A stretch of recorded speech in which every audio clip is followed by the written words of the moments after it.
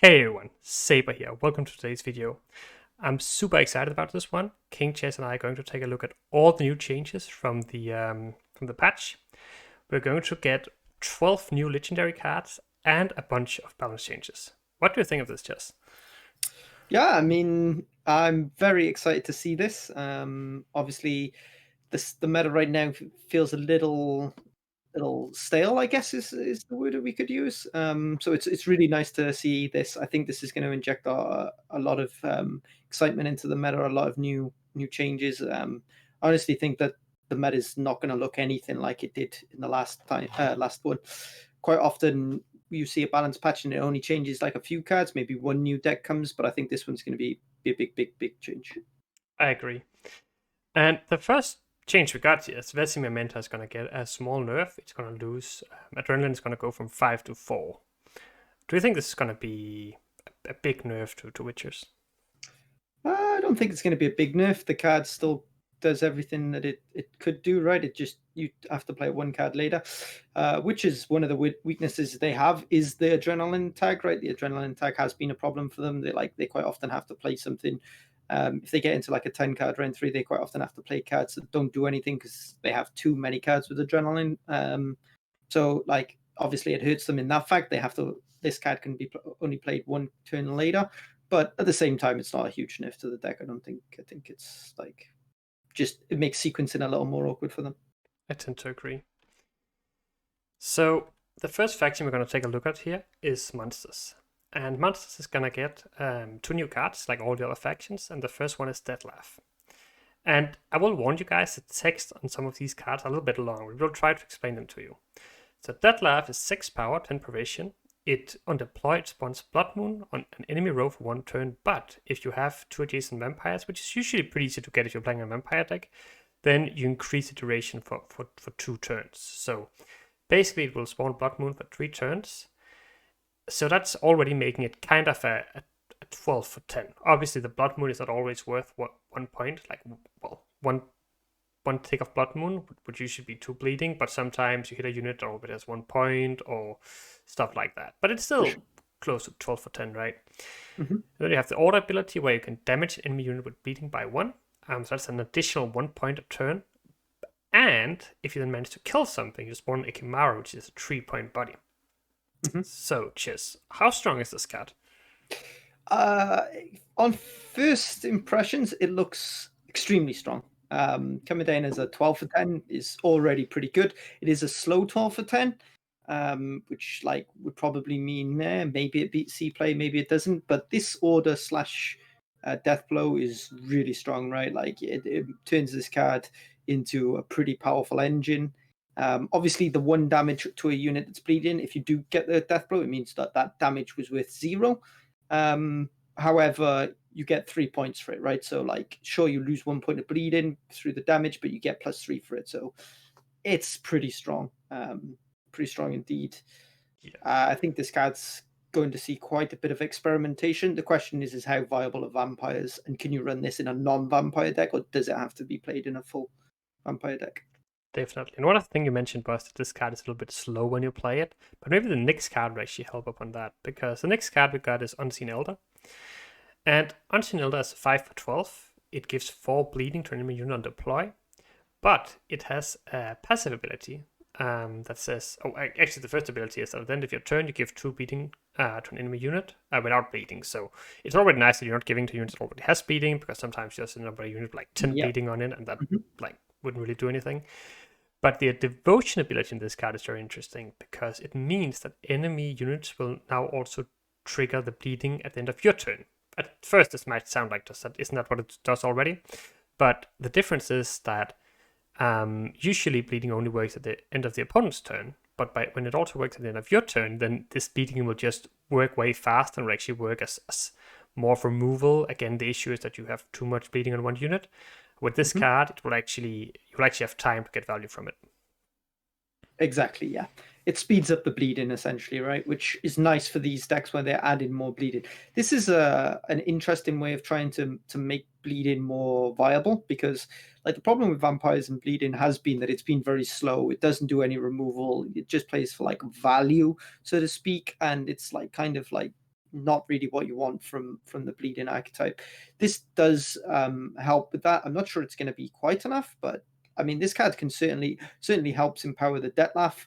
The fact that it will bleed a random enemy unit without bleeding is also good, because these random bleeding effects are really bad when it gives it to the same unit. So it's got two things that are trying to counter the weaknesses of bleeding. I think it could be pretty cool.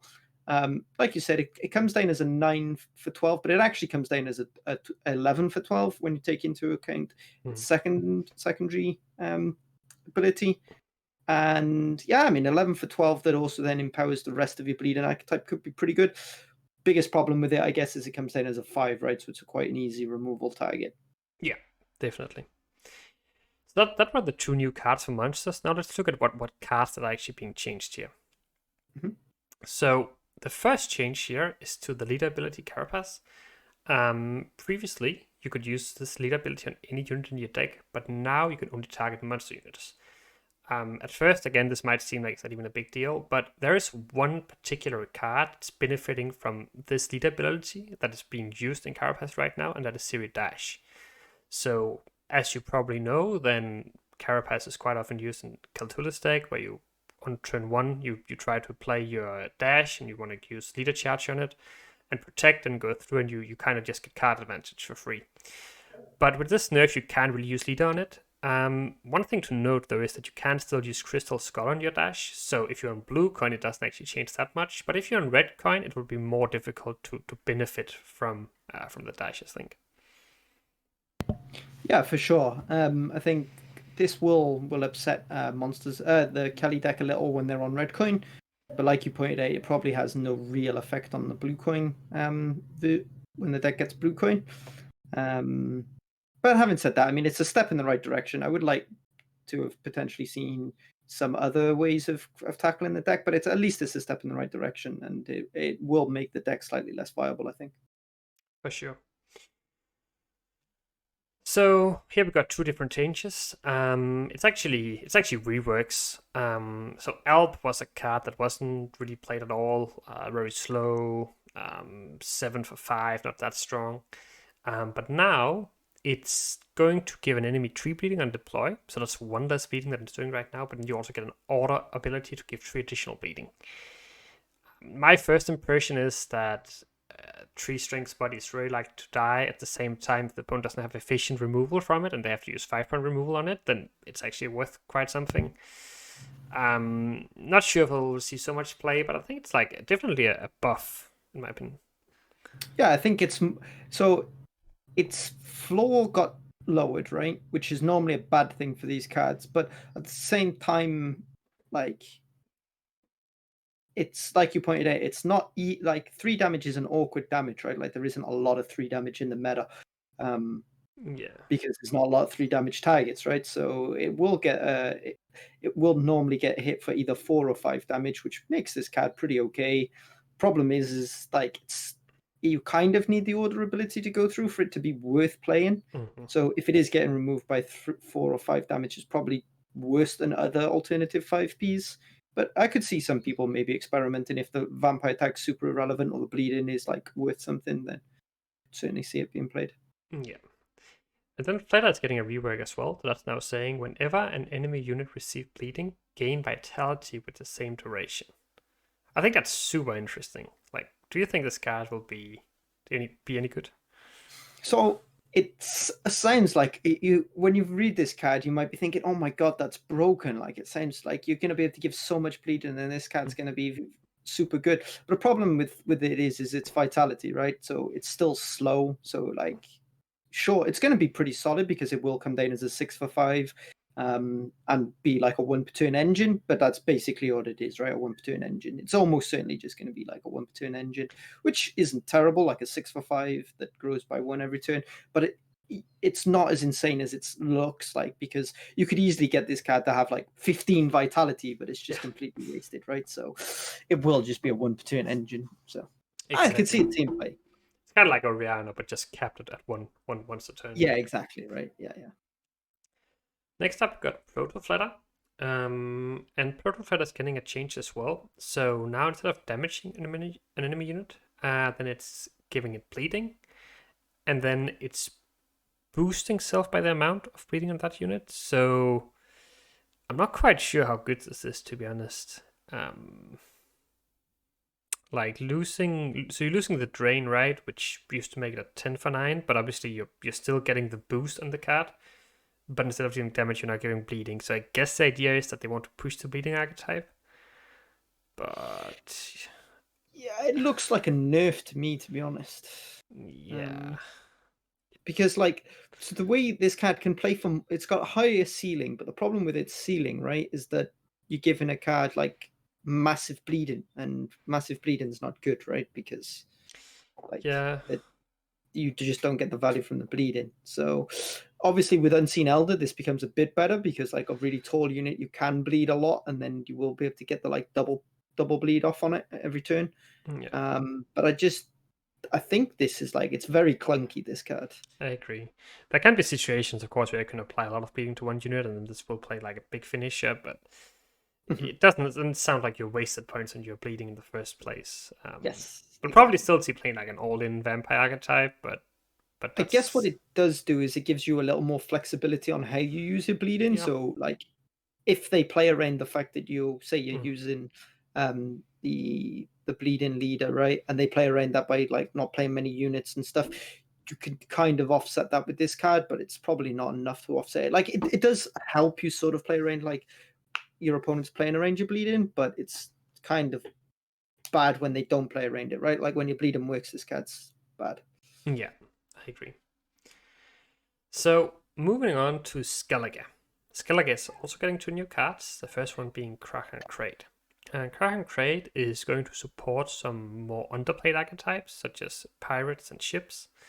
It's coming out as a 7 for 10, and on deploy you can give 2 armor to 3 pirates or ships in your hand. And then the idea is that whenever you play one of these pirates or ships next to Krach, then you damage itself and the lowest power enemy unit by each other's power. That ended up being very clunky. But the idea is that you give armor to the pirates and the ships in your hand, and then when you play them, you're kind of also dealing damage to the opponent's small units. Yeah. Don't worry, guys, if you're struggling to understand that. I don't think Saber understands it completely yet. I did have to try and explain it to him before we started. So don't worry, you're not alone.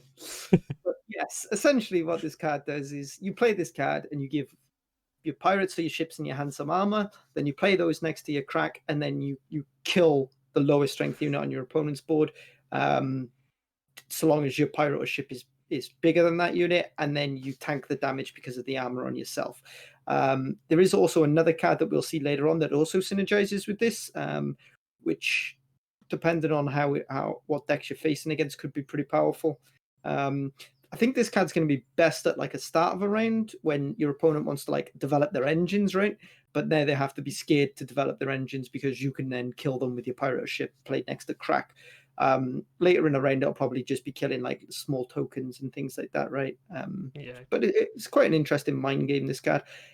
I'm not sure it's as powerful as some of the other new legendaries we've got, but I mean, it'll depend on certain situations and stuff. This card could play for a lot of value in certain scenarios. Yeah, the main thing I'm worried about is if the pirates and ships are strong enough, but that's obviously also why it's great that they're trying to push this pirate ship archetype by giving them a highly synergistic gold card. Exactly. So hopefully it'll be enough to make them see some play.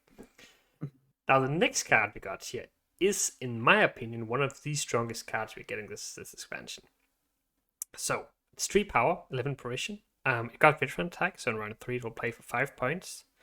Then on deploy, if you have Bloodthirst 2, then you draw a card and you discard a card. And that in itself doesn't sound that impressive. You have other cards that do that as well. But whenever you discard a Skellige unit during your turn, you summon it from your graveyard to this row. So let's say you play this card and you discard a Raider, for instance. Then basically what it does, it's just playing the Raider. And the Raider comes down, it's like 6 strength and 2 damage on order, of course.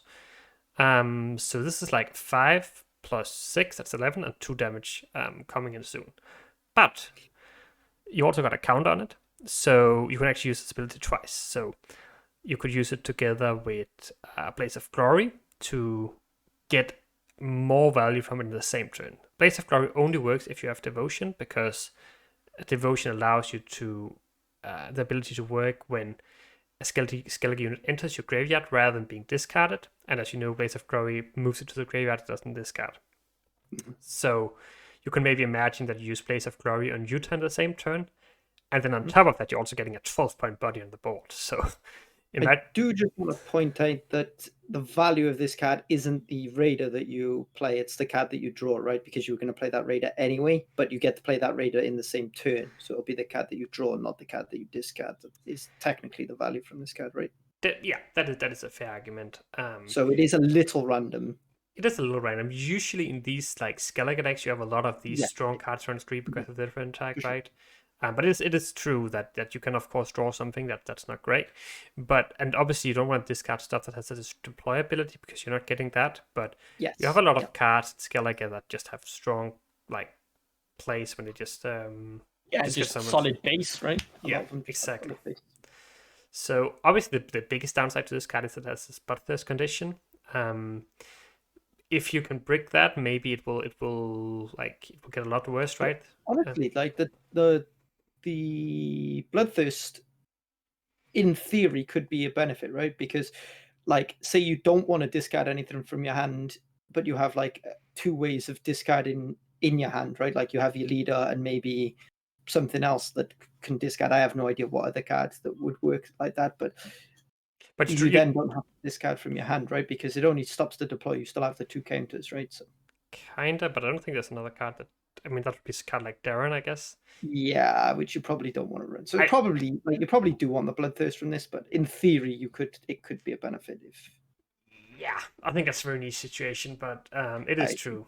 I think if you can get the Bloodthirst reliably from this card, maybe in combination with some ships and stuff that could damage the opponent's units, this card will be very, very, very strong. I agree. So next up here, the first change we got here is Earth and Ritual, just getting a small change, operation change from 17 to 16. Pretty minor. I don't think we need to talk too much about that. Yeah. I don't think it was necessary particularly, but I mean, it is fine. It's whatever. Yeah, I kind of tend to agree. Like, it looked very strong in the beginning of the patch, and then later on, the win rate kind of dropped. Skellige is not particularly good right now, so I mean, and people are playing other leaders now, right? Like yeah. I think it was the strongest thing is the fact that what is Blue Boy and Ceres, right? It's not the leader ability itself. It's like one, you can play Ceres, which is very, very strong, and Blue Boy is just a nice removal tool. But I don't think Ursine itself was an issue in anyway. Yeah, I think it was a strong leader, but also not like too strong, right? And then we got two small changes here.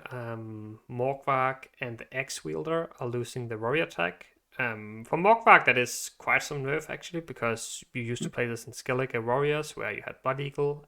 So yeah, for sure. You kind of just have to hope you draw this card now if you run it. So that is definitely a nerf. For the other card, it's completely irrelevant. I don't even know why they changed that.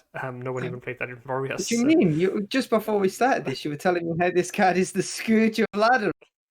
It's the deck's unplayable now that Terra Crew Axe Wielder has lost its warrior attack. Yeah. So the Morkvarg one is a big nerf, at least quite a nerf. The Axe Wielder is a little bit more, whatever. I think it's just for consistency. I agree. Whatever. Then we got another rework here. The Smuggler is getting his power change from 4 to 3 and the provision change from 4 to 5. So that looks as a nerf. But it's a double nerf. But the ability is actually pretty sick. If you play this card next to a ship, then you will spawn a base copy of itself in the row with an order ability to damage unit by 1.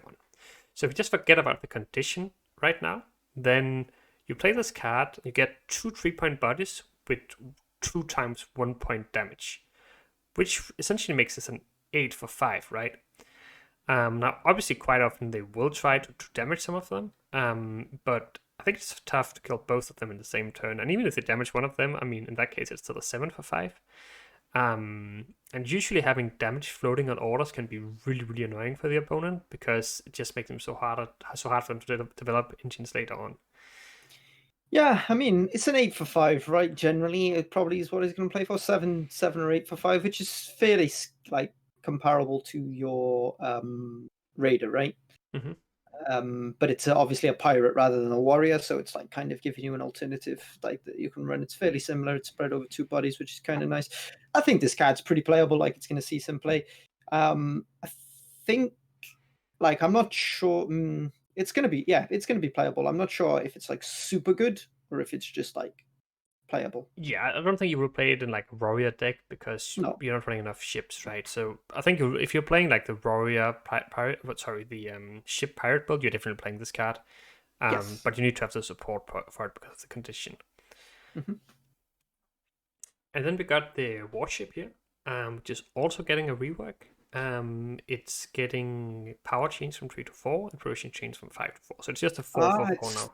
It stole the Demon Smuggler's points and provisions. True that. So now it reads, whenever you play a pirate, damage self and a random enemy unit by 1. So in itself, this is just not worth any points, right? Like, you're losing a point, the opponent's losing a point, and your point is actually like random damage, so it might just hit like some armor or a shield or whatever. But it does have a death wish ability, which I think is the first time we're like seeing death wish in Skellige, if I'm not mistaken. Yep. As far as I'm aware. I guess you've got Harold's pals, right? Yeah, true. That is true. Okay, maybe not the first time, but still the first time on a bronze card, maybe. Possibly, yeah. Summon a random bronze pirate from your graveyard to this row. So this ability it has will make sure that the card dies if you play enough pirates, if the opponent doesn't kill it themselves.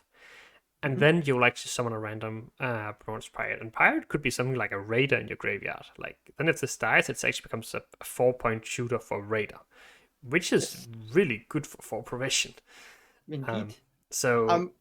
One other thing I want to point out is that this is the first 4 provision boat, and that actually gives Raiding Fleet a 4p target. Now, obviously, that's not particularly good if you're running other boats because, like, you might hit the 4p rather than the 5p or whatever. But quite often, you don't actually want to run the 5p boats, right? Because they're actually like not particularly good. Now you can just run this filler 4p, which is, I think, is a buff to Raiding Fleet, to be honest with you. It does mean that you have to run pirates, right? So in the classic warrior deck, it might not do that much to the Raiding Fleet, but in other builds, it could be interesting. It also, one other thing I want to point out with this card is this card synergizes extremely well with Kraken Crate, right? Because you can play this card next to Kraken Crate. You can then have this card killed. You then spawn a pirate from your graveyard, or like pull it from your graveyard, whilst also dealing 4 damage to your opponent. And then you basically played the pirate and dealt 4 damage, right? So that's actually a really strong synergy. That might be something worth to experimenting with. I think that's the idea behind the cards. Yeah, probably. But no, we can pretend like I'm a genius and I spotted that and nobody else will. All right. Then we got the Angry War Crier. Nothing major here. I mean, it's a big buff, no doubt, but power change from 4 to 3, provision change from 5 to 4, so it's just in line with all the other cards like Magni, Wild Hunt Hound. Yeah, basically, right. The Bloodthirst one is not that easy to... Well, this is a soft card you want to open the round with, which you can't because you need Bloodthirst, so... On red, right, if you're playing Crack. Yeah, so... Seems easy. Yeah, I think given that Onslaught is so bad, I probably don't want to use, like, play that either, and then this card is just looking kind of underwhelming. I think Skellige got way more strong cards to choose between for now. Like, if they just changed this provision from 5 to 4, then yeah, you'd probably play it, right? But putting it down to 3 strength. It's just... But again, it's probably just for consistency, right? Get it? So it's like, yeah, that's what they're kind of looking for. These 3 for 4 engines that start immediately. They want them in all factions, so sure. I agree. Enna.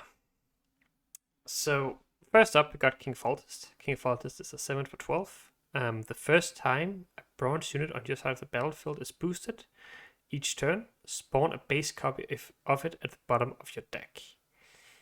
I can already see this is going to cause people issues. They're going to mess up their sequencing, right, and have like an Anna on the board and play, and they're going to have the unit they want to spawn at the bottom of their deck on the right hand side of Anna, and it's going to boost the unit on the left, and it's going to be skill ceiling on this card. It's going to be too high for people. True. So the card looks a little bit weird to me. There are a few synergies from it. Oh, also with your devotion, you boost the spawn unit by 1. So, well, I guess the first thing that comes to mind is commandos. So if you boost the commandos, you like get more commandos at your deck, at the bottom of your deck. So you can get a shit ton of commandos that will be able to pull out later. Yeah, I mean, an inspired zeal charge actually boosts it, right? So Yeah. you actually plus, like, your inspired zeal charge is now playing for 5, right? Instead of actually 6 if you got devotion. It's playing for 6, which is really strong. But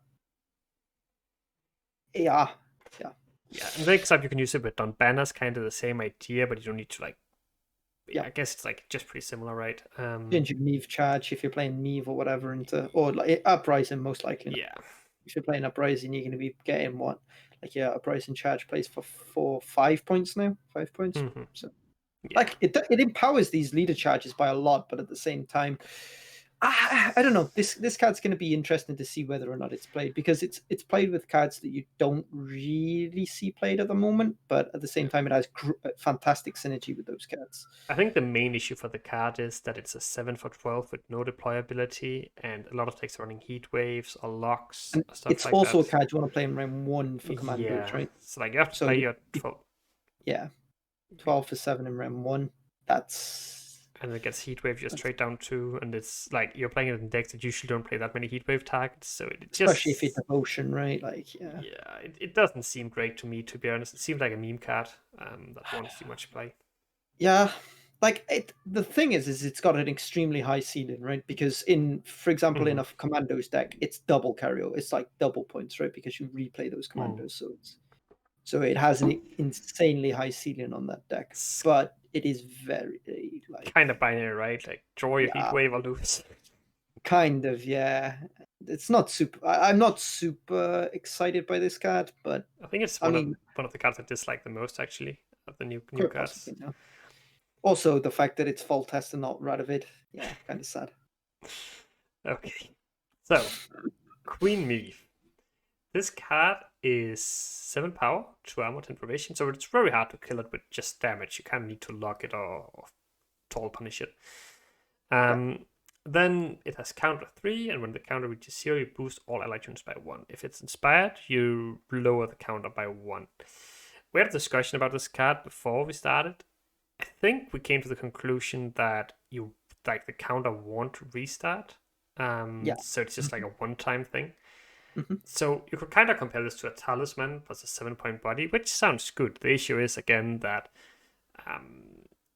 it can get locked, it can get heat waved. Although this card is like 10 provision, so like if it gets heat waved, then it's like 10 for 10 trade. It's not the end of the world.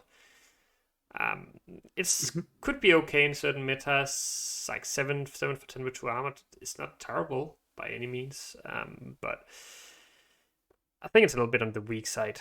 Given when you compare it to the other new legendaries we got, it looks a little underwhelming. However, and it's also empowering an archetype that isn't particularly powerful, and I don't think it got any other buffs, which is like the Swarminar, right? And like, so yes, I mean, you could say Swarminar's kind of completely gone out of the meta once they changed the Dahlia, right? Because you wanted to use it on the Vanguards and you can't anymore. So yes, I mean, you could play this in like in our Witchers. You could, because you swarm quite a lot there, but true. I'm not sure it's worth it, to be honest.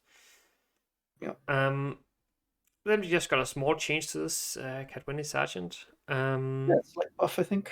Yeah, it's plus 1 point, right? You're losing the seal, but you're getting formation, so you're not really losing the seal. It just means that if you go front row, you still get the seal. If you go back row, you get 1 additional point.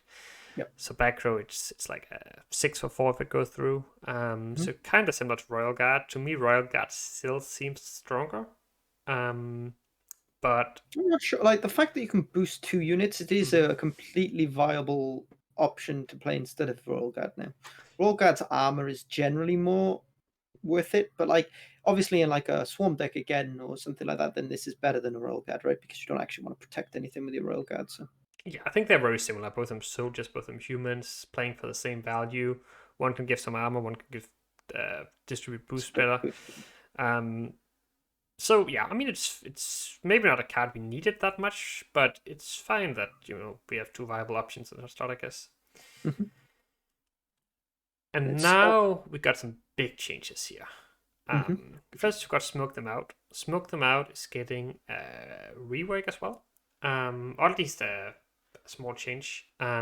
So the provision is getting changed from 5 to 4 because it was kind of awkward to play it like a 5 provision before. It wasn't really worth it. But now you don't get the guaranteed like 2 boosted units unless you have a boosted unit already. But in like a lot of NRX, it's quite easy to have a boosted unit in the board already, which means this will come down as a 6 or 4 with 2 boosted cards. So yes. So essentially, what I think basically what they've done to this is they've turned it into a 4P, which is a massive buff. Like 5 to 4 is probably the biggest buff in terms of provisions you can do. And then what they've done though to like make it a little weaker is you can't play it proactively, right? Like you can't. At least not turn 1. Yeah. Yes. So you have to develop a board before you can play this in some way, shape, or form. I think this card's a lot stronger than it was. It's probably just like a very solid 4P card now. Yeah, I agree. If you're playing uprising sort of stuff, then this is just solid. But now it's also a warfare, so it can be tutored, right? It's the best warfare at 4P now. True. Now we're getting a huge nerf to witches because we saw the Vesemir nerf, which is gonna make it a little bit more annoying for them, but this is actually losing them a bunch of points. So Scytheman is getting power change from 3 to 4, but it only works with units on this row, which means that you can maximum have 8 other boosted units on the row, so it's capped at 12 points. You can never play for more than 12. 13, right? It doesn't say that it can count itself. It doesn't say allied or anything. It does count itself. It never counted itself. It says boost self for each boosted allied unit. So, but now it doesn't. Now it just says ability is now limited to boosted. It's the same ability. It's just on the same row. Okay. So it doesn't count itself, but it's getting a 1 point buff to compensate. What do you think of this way of nerfing the card or changing it? I mean, it's obviously a nerf to these super wide. The fact that it's 4P is probably the reason, right? Like you don't want a 4P card playing for so much value. It's also tied to the leader, right? So it also nerfs that leader. I think it's pretty okay way of doing it without completely changing how the card works or anything. Like the card's still very strong for 4P, so I think it's fine. I kind of like the nerf as well. Like it still does the same thing. It has a higher floor but lower ceiling, which is nice in this, like for these sort of bronze cards. You can play it now in decks that don't have that many boosted units, quite simply because you don't need that many boosted units to find value from it. Yeah, I mean it's better in something like Shield Wall now, right? Yeah, exactly. The only issue I probably have with the card is that it's now forced to play in Trojan. Correct. So maybe it would be interesting if you could say that you could select a row, well, and you have to play it in a row. But that's a minor thing. I think overall, I think it's a fine way to nerf witches, which was one of the strongest. I think your issue there is Erden, though, right? Not the card itself. Yeah, I meant Erden, of course. Yeah, but I mean, like your issue is more that you would rather Erden just didn't see any play, right? Right. True, that as well. Okay, so Skyetel, and now we're getting Bruverhook. And how was it that Infants described this card? He said that this card's, oh my god, this card is broken. It's like a better Gezras. Okay. So, you're gaining 1 armor for each dwarf in your hand. And if you have Barricade, which means if you have armor, then at the end of your turn you boost all dwarves with armor on this row by 1. So is this just a better Gezra for dwarves? Or so, first of all, it's not a better Gezras because it has to be played with dwarfs. That is a big difference between it and Gezras, right? You're forced to play dwarfs with this card to a certain extent. Now, is it better than Gezras in that deck? Quite possibly, because like it is actually, you can play it any turn you want. You get the same deploy. It's a bigger base. It's a 6 for 11, so it's like 1 base bigger, 1 provision cheaper. So in a dwarf deck, yeah, it probably is just kind of better than Gezras, right? But at the same time, it probably will only get its deploy off once because it's like Gezras, right? You have to shut this card down. This card has to be stopped immediately. So you can do will always hold some sort of answer for it. I guess you can do some different things with it. Like if you go up against maybe a devotion deck with no heat wave and not that much damage, you can play it very early on because you get a lot of armor then. and then we'll kind of just buff the entire row each turn. If you can keep, like, make sure it has armor, you could even use your leader on it, what's it called, Markham Forge, right? To give it even more armor. So you can do a few things if you're up against that source stick. Obviously, if they're running a heat wave or lock, that doesn't work. But if you're up against like that runs heat wave, I think you just want to play it as a finisher. Just play it, buff the entire row. The heat wave it trade down by how many units you have in the row. So that should be really solid, I think. Yep, I agree. Then we have Aldane. I think this is my least favorite of all the legendaries that were released. Yeah. So we also talked about this just before we started the video, that this card it's kind of fine they're giving support to the trap archetype. The issue is that this really incentivizes no unit deck building.